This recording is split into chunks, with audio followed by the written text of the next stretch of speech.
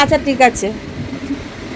বন্ধুরা দেখো, আজকে দুপুরবেলা আমরা কারখানায় বসে কি খাবো, পেঁপে খাবো, গাছ পাকা পেঁপে, একদম গাছ থেকে পাকা পেঁপে ধুম করে পড়েছে।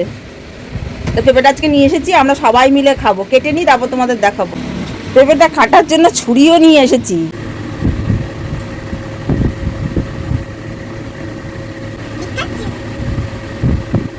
তোমাদের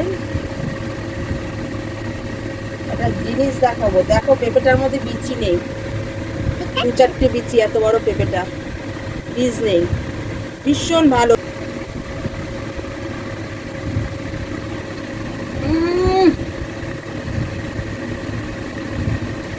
চিনি বলে দূরে থাকুক, এত মিষ্টি।